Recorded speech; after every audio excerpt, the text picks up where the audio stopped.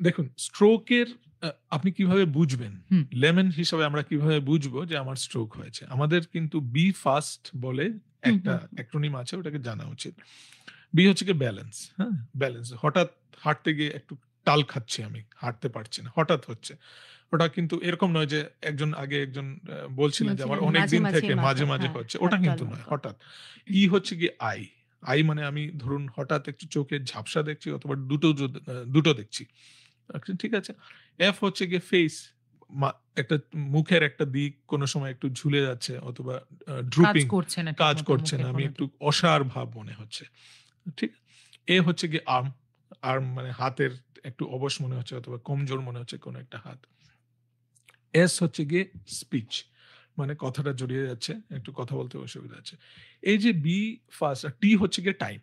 ওকে? টাইমটা আমি পড়ে আসছি। তো বিইএফএস, ঠিক আছে? এই ৩-৪ টে লক্ষণ যদি কারোর ক্ষেত্রে আপনি দেখছেন, ওটাকে কিন্তু স্ট্রোকের একটা প্রধান লক্ষণ। তার মানে হচ্ছে গিয়ে আমরা কেন ওটার মধ্যে জুড়ছি? যে you should not be wasting any time. আচ্ছা। Okay? Because time is because golden period. আমরা গোল্ডেন পিরিয়ড কি বলি স্ট্রোকের? যদি আমরা আগে ছিল ৩ ঘন্টা, এখন ৪.৫ ঘন্টা অথবা তার থেকে একটু বেশি। আমি আসছি ওটার মধ্যে। আমরা যদি মানে স্ট্রোক রেডি সেন্টারে নিয়ে যেতে পারি, সময় নষ্ট না করে। ধরুন এই ধরনের হচ্ছে, আমি একজন জেনারেল ফিজিশিয়ান এর কাছে গেলাম। উনি হয়তো উনার মতো একটু ঔষধ দিলেন। কি হচ্ছে? উনি যে মানে উল্টোপাল্টা ওষুধ দিচ্ছেন তা নয়। আমি ওটা বলছি না। আমি বলছি উই আর লুজিং টাইম।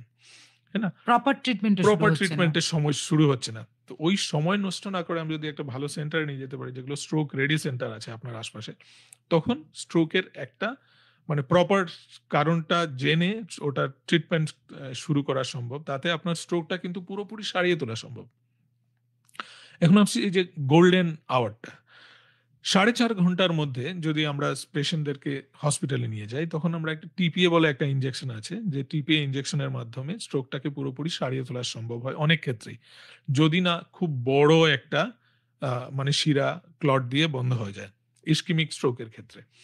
তখন কি হয়? আমরা নিয়ে যাওয়ার পর ইমিডিয়েটলি একটা সিটি স্ক্যান করি, একটা সিটি এনজিও করি। তাতে আমরা জানতে পারি যে স্ট্রোক আদৌ আছে কি না?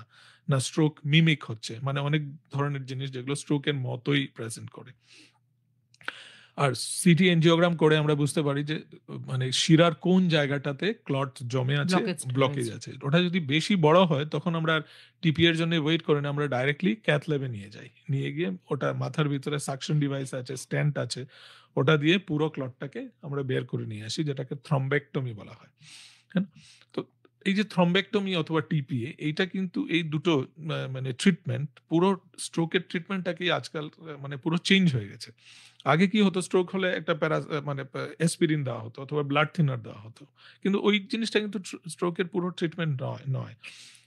ব্লাড থিনার আমরা দিই যাতে স্ট্রোকটাকে ফার্দার ফার্দার না হচ্ছে। প্রিভেনশন করা হয়। কিন্তু একিউট স্ট্রোক হলে পরে আমাদের কিন্তু সময় নষ্ট না করে স্ট্রোক রেডি সেন্টারে নিয়ে গিয়ে প্রপার চিকিৎসা করা উচিত।